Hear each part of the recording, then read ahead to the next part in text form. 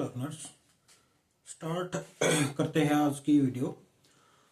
अभी तक हमने भारत की जो फिजिकल डिवीजन्स है उसके बारे में डिटेल में पढ़ा है। उसके बाद जो हमारा नेक्स्ट टॉपिक है, जो मैंने आप लोगों को कल बताया भी था कि वो होगा अफवाह तंत्र। भारत का जो अफवाह तंत्र है वो काफ़ी, आप ये कह सकते हो, एक यूनिक है पूरे वर्ल्ड के अंदर। उसका रीज़न ये है कि अगर हम भारत में ऊपर देखेंगे तो वहाँ पर आपका सिंधु नदी तंत्र मिलता है। उसके बाद आपका दूसरा जो आपका गंगा नदी तंत्र मिलता है, और नीचे प्रायद्वीपीय पठार है जो पूरा का पूरा, वहाँ पे एक अलग से नदी तंत्र मिलता है। और जब हम नदियों की बात करते हैं तो नदियों को बहुत सारे फैक्टर्स प्रभावित करते हैं, और स्पेशली जब हम नदियों की उत्पत्ति की बात करें या फिर उनके अफवाह तंत्र की बात करें तो उस कंडीशंस में जो जियोलॉजिकल स्ट्रक्चर है वो सबसे इंपॉर्टेंट रोल अदा करती है। तो उस कंडीशंस में जब हम फिजिकल क्लासिफिकेशन ऑफ इंडिया पढ़ रहे थे तो उसमें आप लोगों ने एक चीज देखी होगी कि भारत है ना, बहुत ज्यादा विविधताओं का देश है। अगर आप स्टार्टिंग से करोगे तो स्टार्टिंग में हिमालय पर्वत आता है, उसके बाद उत्तरी भारत का मैदान आता है, उसकी अपनी एक विशेषता है। जो हिमालय पर्वत है उसकी अपनी एक विशेषता है, और हिमालय पर्वत वास्तव में एक, आप ये कह सकते हो कि जी नदियों के लिए एक वरदान सा है। वरदान क्यों है? क्योंकि यह नदियों के पानी का मुख्य स्रोत है। क्योंकि मोस्टली जो आपकी हिमाद्री श्रेणी है वह बर्फ से ढकी हुई है। गंगोत्री, यमुनोत्री, और जो ऊपर आप आ जाओगे जहाँ से ब्रह्मपुत्र मानसरोवर झील, ब्रह्मपुत्र है, सतलुज है, और आपकी सिंधु नदी है, लगभग ये नदियाँ इसके आसपास से निकलती हैं। तो ये सारे की सारी साल बहती रहती हैं, जिसके कारण ये पेरिनियल होती हैं, या जिसको हम बोलते हैं सदानीरा बोलते हैं या बारहमासी बोलते हैं। जैसे जैसे नीचे आओगे, जो यहाँ पर जो आपका उत्तरी भारत का मैदान है, इसमें हमने पढ़ा था, भाबर पढ़ा था, उसके बाद तराई पढ़ा था। भाबर में एक चीज पढ़ी थी कि जितनी भी नदियां आती हैं हिमालय पर्वत से या वो अंतर्धान हो जाती हैं या लुप्त हो जाती हैं। उसके पीछे बहुत सारे रीजन है। उसके बाद जो नदी है उत्तरी भारत के मैदान में विसर्ग बनाती है। जब हम साउथ के अंदर जाएंगे, प्रायद्वीपीय पठार में जाएंगे, तो उस कंडीशन में क्या होगा, आप लोगों को वहां के जो जियोलॉजिकल स्ट्रक्चर है वहां पर इतने ज्यादा विसर्ग देखने को नहीं मिलते। वहां पे एक अलग प्रकार का पैटर्न देखने को मिलता है। ठीक है, आज हम बेसिकली जो स्टडी करेंगे वो स्टडी करेंगे अफवाह तंत्र के प्रकार, सबसे मेन। क्योंकि जब हम किसी भी देश में नदी तंत्र की बात करते हैं, अफवाह तंत्र की बात करते हैं, तो उसमें अलग अलग प्रकार के अफवाह तंत्र पाए जाते हैं। और आपके क्वेश्चंस के अंदर जब आप किसी भी कंपटीशन एग्जाम के क्वेश्चन देखोगे या प्रैक्टिकल पार्ट देखोगे, क्योंकि मैं एक टीचर हूं और टीचर में मुझे ये पता है कि बहुत सारे जो स्टूडेंट्स हैं उनको यही नहीं पता कि जिस भी नदी का मैं अध्ययन कर रहा हूं या जिस भी नदी के बारे में पढ़ रहा हूं वो उसका अफवाह तंत्र किस प्रकार का है। ठीक है, उसके लिए क्या है, अलग अलग शब्दों का प्रयोग होता है। उसकी जियोलॉजिकल स्ट्रक्चर के अनुसार, उसके मिलने के अनुसार, क्योंकि बहुत सारी ऐसी नदियां होती है, उसकी बहुत सारी सहायक नदियां होती हैं। जब वो उसके साथ समकोण पे मिलती हैं वो अलग प्रकार का अफवाह तंत्र बनता है। बहुत सारी नदियां हैं जो राइट एंगल पे मिलती हैं, बहुत सारी एक्यूट एंगल पे मिलती हैं, न्यून कोण पे मिलती हैं। तो उसके अनुसार क्या हुआ कि हमने अलग अलग नदियों के जो अफवाह तंत्र है उसके प्रकार बना लिए। वैसे तो बहुत सारे हैं भाई, बारहमासी है, उसके बाद सीजनल है, उसके बाद बहुत सारी मिल जाएंगी, मगर बेसिकली जो आप लोगों के काम का है, जिसका आप लोगों को फायदा मिलेगा, वो है बेसिकली आपके दो प्रकार के। फर्स्ट है जो आपकी जियोलॉजिकल स्ट्रक्चर है, उसके अनुसार हम अफवाह तंत्र को कितने भागों में बांटते हैं। दूसरा क्या है, जो आपका ड्रेनेज पैटर्न होता है, जो प्रारूप होता है, जो ऊपर से दिखाई देता है, उसके अनुसार हम नदियों को किस प्रकार से विभक्त करते हैं। तो आज हम इन दोनों के बारे में स्टडी करेंगे कि इनको किस प्रकार से विभक्त करते हैं। जो फर्स्ट है, भू वैज्ञानिक जो संरचना होती है, मतलब जो आपका बेडरॉक होता है, उसके अनुसार नदियों को मुख्य रूप से 4 अलग अलग भागों में बांटा जाता है। कि हमने जैसे जैसे वो नदियां आगे बढ़ेंगी वैसे वैसे अकॉर्डिंग टू देयर कैपेसिटी, उनकी क्षमता के अनुसार वो क्या करती हैं, अपना मार्ग बनाती हैं। क्योंकि जब भी हम नदी की बात करते हैं तो उस कंडीशंस में एक ही चीज आती है, दैट इज प्राकृतिक प्रवाह। जब तक प्राकृतिक प्रवाह नहीं होगा, एक विशाल जलराशि नहीं होगी, तो उसको हम नदी नहीं बोलते। ठीक है, आप लोग कह सकते हो जी गांवों के अंदर तो बड़ी बड़ी नहरें होती है, उसको नदी क्यों नहीं बोलती, क्योंकि वो मैन मेड है। मगर यहाँ पर जो ये मेनली चीज क्या होती है, प्राकृतिक प्रवाह होता है, और उसके अंदर जो मुख्य कारण होता है उसके फ्लो का, वो होता है आपका गुरुत्वाकर्षण बल। और जो सबसे मेन चीज क्या होती है, नदी हमारा एक अपर्दन का एक टाइप होता है। वो क्या करता है, नदी को पृथ्वी को वो क्या करता है, शेप देता है। और उस कंडीशन में कोई भी नदी क्या करती है, एक बेस लेवल को अटेन करने की कोशिश करती है। ठीक है, जिसको हम आधार बोलते हैं, और वो हमारा होता है मोस्टली MSL, जिसको हम बोलते हैं मीन सी लेवल। ठीक है, तो नदी की जब भी हम आगे स्टडी करेंगे तो मैं आप लोगों को इसको और विस्तार से बताऊंगा कि किस प्रकार से कार्य करते हैं। फिलहाल हम इनके बारे में डिस्कस करेंगे, क्योंकि मुझे पता है कि कोई भी जो स्टूडेंट्स है लंबी वीडियो नहीं देखना चाहता। वो कहता है जी जो भी चीजें है फटाफट बताओ और काम खत्म करो। तो मैं उसी कंसेप्ट पे चल रहा हूं। तो कृपया करके जब भी आप वीडियो को देखो तो शुरू से लास्ट तक देखो, क्योंकि इससे आप लोगों को अच्छी नॉलेज होगी। ठीक है, फर्स्ट है आपकी अनुगामी नदियां। अनुगामी नदियां का मतलब क्या होता है कि वो नदियां जो जैसा ढाल उसको मिल जाए उसके अनुसार ही वो बहती हैं। एक ऐसी नदियां धरातल के ऊपर जो ढाल के अनुरूप बहती है उनको हम बोलते हैं कंसीक्वेंट रिवर्स, अनुगामी नदियां। जितनी भी प्रायद्वीपीय भारत की नदियां हैं वो सारी की सारी अनुगामी नदियों के अंदर आती हैं। हमने जब प्रायद्वीपीय भारत को पढ़ा था उसमें 2 नदियां और कुछ एक छोटी नदियां ऐसी थी जो पूर्व से पश्चिम जाती थी, नर्मदा, तापी, पेरियार, मांडवी। ठीक है, ये सारी की सारी क्या है, ये पूर्व से पश्चिम जाती हैं। और जितनी दूसरी नदियां हैं, चाहे उसमें महानदी की बात करते हैं, चाहे हम कृष्णा की बात करते हैं, चाहे हम कावेरी की बात करते हैं, ये चाहे हम तुंगभद्रा की बात करते हैं, ये सारी की सारी किसमें आती है, वो आपकी पश्चिम से पूर्व की तरफ बहती हैं। तो ये सारी की सारी जो नदियां हैं अनुगामी नदियों के अंदर आएंगी, जिसको हम इंग्लिश में कंसीक्वेंट रिवर्स बोलते हैं।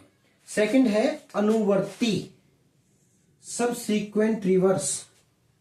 ठीक है, सबसीक्वेंट रिवर्स का मतलब क्या होता है कि कुछ एक नदियां ऐसी होती हैं जो लैंड पार्ट के बनने के बाद उनका विकास हुआ और उसके बाद जो भी उनको कमजोर चट्टानें मिली या कोई भी कमजोर पार्ट मिला उसको अपर्दित करके उसके बाद उसमें ढाल के अनुरूप बहती है। मतलब क्या हुआ, कोई लैंड उठ गया, उठने के बाद वो नदी आ गई, नदी को जहां से भी रास्ता मिला ढाल के अनुरूप वो बहना स्टार्ट कर देती है। उसको हम बोलते हैं सबसीक्वेंट, अनुवर्ती, ढाल के अनुसार जहां से भी चीजें मिलती हैं, वो चाहे वो भ्रंशक क्षेत्र होता है चाहे वो मुलायम चट्टानें होती हैं, उसको काट के आगे की तरफ बहती है। इसका जो सबसे बेस्ट एग्जांपल है वो चंबल नदी है। ठीक है, तो इसको हम अनुवर्ती नदी बोलते हैं। थर्ड है पूर्वगामी नदियां, एंटीसीडेंट रिवर्स। एंटीसीडेंट का मतलब क्या हुआ कि वो नदियां पहले से ही स्थित थी, वो नदियां पहले से ही स्थित थी, परंतु उस क्षेत्र में किसी वजह से नई भूगर्भिक हलचलों की वजह से किसी नई चीज का निर्माण हो गया, और निर्माण होने की वजह से क्या हुआ, उन नदियों ने अपना मार्ग को नहीं बदला, और मार्ग न बदलने की वजह से क्या हो गया, जो भी उसके सामने अड़चन आई, कोई भी पर्वत आ गया या कुछ और चीजें आ गई, तो उस कंडीशन में उनको काटकर उन्होंने क्या किया, अपना रास्ता बना लिया। जो नदियां किसी भी भूभाग के बनने से पहले एग्जिस्ट करती थी, होती थी, भूभाग आ गया, परंतु उन्होंने अपना मार्ग नहीं बदला, उन्होंने अपने संवेग की वजह से क्या हुआ, उन चीजों को काट दिया। काटने के बाद वो भीषण गर्त बनाती गई, और उन नदियों को हम क्या बोलते हैं, एंटीसीडेंट रिवर्स। जितनी भी हिमालय पर्वत की नदियां हैं, चाहे उसमें हम सिंधु नदी की बात करते हैं, चाहे हम गंगा नदी की बात करते हैं, चाहे हम ब्रह्मपुत्र नदी की बात करते हैं, ये सारी की सारी आपकी एंटीसीडेंट रिवर्स के अंदर आएंगी, क्योंकि इन्होंने हिमालय पर्वत के निर्माण के बाद अपने मार्ग को परिवर्तित नहीं किया। ठीक है, वो कहते हैं ना जी, गांव के अंदर एक कहावत है ना, बोला पानी का आगे किसकी चाल है। ठीक है, वैसे तो मैं इस चीज को नहीं बोलना चाहता था, पीछे से एक चीज आई थी कि जब भारत और पाकिस्तान के संबंध अच्छे नहीं थे तो उस कंडीशन में क्या आया था, भारत ने पाकिस्तान का पानी रोक दिया। तो मैं वैसे बैठा बैठा हंस रहा था इस फैसले पे, भाई तुम कितनी देर रोक पाओगे पानी को, जब पानी बहुत ज्यादा इकट्ठा हो जाएगा तो उस कंडीशंस में डिस्ट्रक्शंस आप लोगों को सबसे ज्यादा होगा। अगर हम पानी को ऐसे रोक पाते तो जो ये हमारी सतलुज नदी है, ब्रह्मपुत्र नदी है, सिंधु नदी है, इनके उद्गम स्थल तो इसके अंदर पड़ते हैं, चीन के अंदर, तिब्बत के आसपास, मानसरोवर झील के आसपास, तो ये लोग अपने पास क्यों आने देते? तो ये चीजें पॉसिबल ही नहीं है। तो इस कंडीशन में क्या होगा, जहां से भी पानी, जो एंटीसीडेंट रिवर्स है, वो क्या करती है, अपने मार्ग बनाती है। अगर उनके बीच में कोई भी अवरोध आता है तो उसको काट के आगे की तरफ चलती है। इसी वजह से क्या होता है, जो हिमालय पर्वत है उसके अंदर जितनी भी नदियां हैं वो स्विफ्टी इन नेचर होती है, मतलब वो क्या करती हैं, उछल उछल के चलती हैं, उनकी स्पीड बहुत ज्यादा होती है। ठीक है, तो आप लोग इस चीज को इस तरह से याद रख सकते हो कि पानी को हम नहीं रोक सकते, अगर उसके बीच में कोई भी रुकावट आती है तो उस कंडीशंस में वो क्या करेगी, उसको तोड़ के आगे चली जाएगी। या दूसरा एग्जांपल, जब भी आप लोग खेत के अंदर पानी लगाओ तो आगे एक नाका लगा दो। ठीक है, और नाका कितनी देर तक रुकेगा, जब तक पानी का प्रेशर बहुत ज्यादा नहीं होता। जब पानी का प्रेशर बहुत ज्यादा हो जाएगा तो उस नाके को अपने साथ बहा के आगे की तरफ ले जाएगा। तो वो सारी की सारी कहानी यहाँ पे आती है। उसके बाद होती है अध्यारोपित, जिसको हम बोलते हैं सुपर इम्पोज्ड रिवर। कई बार क्या होता है कि चट्टानों की संरचना परिवर्तित हो जाती है, जैसे कि मेटामॉर्फिक रॉक्स है, तो उस कंडीशंस में क्या होता है कि चाहे चट्टानों की संरचना पलट जाए, चाहे कुछ भी हो जाए, परंतु वो नदियां अपने पूरा निर्धारित जो मार्ग है उस पे ही आगे बढ़ती हैं। उसको हम क्या बोलते हैं, सुपर इम्पोज्ड, मतलब अध्यारोपित। तो ऐसी नदियों के एग्जाम्पल हैं चंबल और बनास। चंबल और बनास नदियां ऐसी है जो सुपर इम्पोज्ड के अंदर आती हैं। तो ये आप लोगों से इसके बारे में, इसके बारे में, इसके बारे में और इसके बारे में क्वेश्चन पूछ सकते हैं कि ये नदियां क्या होती हैं, ये इनके अंदर डिफरेंस क्या होता है। या फिर आप लोगों को नदियों के नाम दे देंगे और नदियों के नाम देने के बाद आप लोगों से पूछेंगे कि जी इनमें से एंटीसीडेंट कौन सी है, सब्सिक्वेंट कौन सी है, सुपर इम्पोज्ड कौन सी है और कॉन्सिक्वेंट कौन सी है, अनुगामी, अनुवर्ती, पूर्ववर्ती या पुरोगामी या अध्यारोपित, ये इसको हिंदी में बोलते हैं। उसके बाद है ड्रेनेज पैटर्न, उसका प्रारूप कैसा है। इसका मैं एक उदाहरण देता हूं, औरतों वाला। औरतें क्या करती हैं, आए ये तो सूट है नहीं, अच्छा को नहीं, इसका देखिए, इसका पैटर्न है ठीक को नहीं, ऐसे करके बोलते हैं, बनावटी ठीक को नहीं इसकी। ठीक है, और ये देखिए सूट कितना अच्छा है, इसकी बनावट देखना कैसी है। तो सेम कंडीशंस जब हम रिवर्स के ऊपर लेके आते हैं या नदियों के ऊपर लेके आते हैं तो उस कंडीशंस में क्या होता है, हम उसके पैटर्न को आइडेंटिफाई करते हैं, उसकी पहचान करते हैं, वो किस प्रकार से दिखाई देता है। फर्स्ट है आपका डेंड्रेटिक पैटर्न। डेंड्रेटिक पैटर्न का मतलब क्या होता है, इसमें इसको हम बोलते हैं वृक्षानुमा। वृक्षानुमा का मतलब क्या होता है, इसकी एक तना होता है और उसकी ढेर सारी शाखाएं हो जाती है। मतलब क्या होगा, इस कंडीशंस में आपका कोई भी जो नदी है वह ऐसे, उसके बाद ऐसे, उसके बाद इस तरफ हो सकता है, इस ऐसे हो, इस तरफ ऐसे हो, इस तरफ ऐसे हो। ठीक है, इस प्रकार से। या आप इसको एक चीज बोल सकते हो पत्तानुमा, कि जो बड़का या पीपल का पेड़ होता है, पीपल का पेड़ का जो पत्ता होता है, ये नदियां देखने से ऐसे दिखाई देती हैं, उसको हम बोलते हैं डेंड्रेटिक पैटर्न।